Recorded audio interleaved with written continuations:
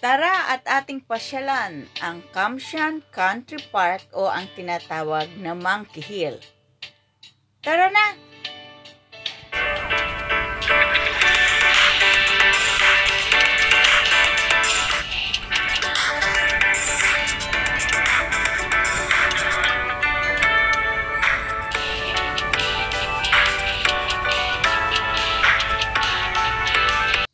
Hello mga kachiripik! Kumusta na po kayong muli? Nagbabalik ang inyong Madam Chair at tayo, samahan niyo po ako sa pamamasyal. Punta tayo sa Country Park, Monkey Hill. Mga kachiripik, galing nga po tayo sa Central MTR at MTR nga po ang sinakyan natin para mas mapabilis po at mapadali ang ating paglalakbay.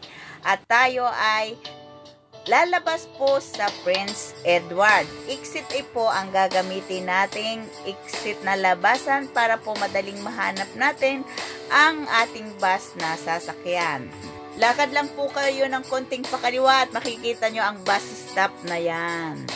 Ang bus na sasakyan nyo po ay yung malaking bus, 72 number niya at papuntang Sikloy Poy Reservoir.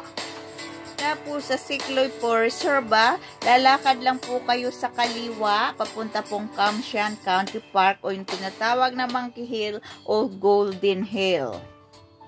Saan makikita nyo po ang magagandang tanawin na mga lunti ang mga halaman at mga buklaklak at syempre yung reservoir po na napakaganda naman po. Ito po yung nagbibigay ng malinis na tubig dito po sa Hungay. Syempre dadaanan nyo po yan, yung reservoir na yan. Enjoy nyo lang yung lakad nyo po hanggang marating nyo ang Kamsian Country Park. Maganda rin po ang lugar para po sa mga picture at videos po, nakasama po yung mga lunti ang halaman at syempre yung reservoir po at syempre enjoy with your friends. Napakalinis naman po ng tubig na yan at isa yan po sa ginagamit na tubig dito sa Hong Kong at syempre yan po nilalakad natin yung papunta sa Golden Hill o Monkey Hill. At yan, malapit na tayo. Enjoy na lang muna niya ang panunood at pagtingin sa view dyan sa reservoir na yan. At syempre, ano po yan, malalim. Kaya ingat din po kayo sa pagtanaw sa baba at baka mahulog. Syempre, yung mga gadget natin, be careful po pag atin po yan tinitingnan at pinanonood or magpakuha ng picture at talaga namang maiinganyo kayo na kunan yan. At yan na nga po, ito na tayo. Binabaybay na po natin ang... Alam niyo po pa na may mga wild monkey in the city? Yes, meron po at tara! Galugarin na po natin ang Monkey Hill yan. Dito po sa Kamsian Country Park o tinatawag na Monkey Hill ng mga lokal, ay nagkaroon po na ito ng famous na monkey dahil po sabi ng mga dating mga tao po dito ay meron daw pong mga halaman dito na nakakalason, nagbibigay lason po sa reservoir na ang makakapag-alis lang po doon sa mga halamang yun ay yung mga monkey. Nawa ng Hong Kong government ay kumuha po sila ng monkey sa India nung kumakain po ng at mga halaman na tumutubig. Bigay lason po sa reserva at ito ay tinatawag na crown na halaman.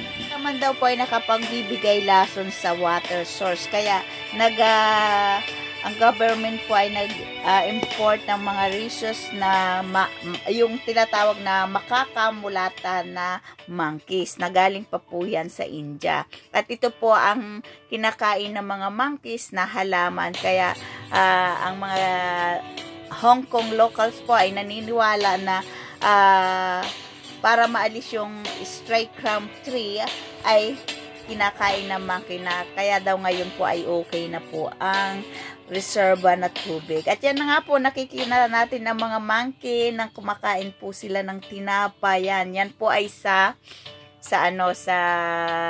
tabing daan po. Mababait naman sila basta wag lang po nating kumbaga anuhin sila, pakialaman kumbaga. At yan makikita nga natin, although hindi po ganun karami na ang nakita natin dahil syempre ang nandun na po sila sa mga lilim kasi tanghali na nga po yan. Kita nyo po yan, oh.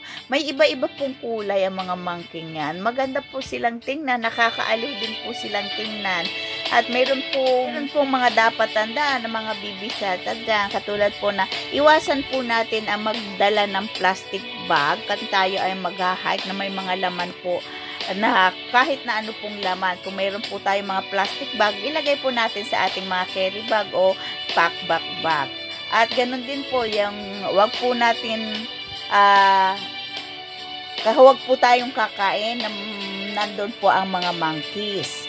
Wag din po tayong tititig sa mga mata nila o yung i-staring tayo sa kanila dahil napoprovoke po ang mga monkey. Iwasan po natin yung tumitig sa kanila.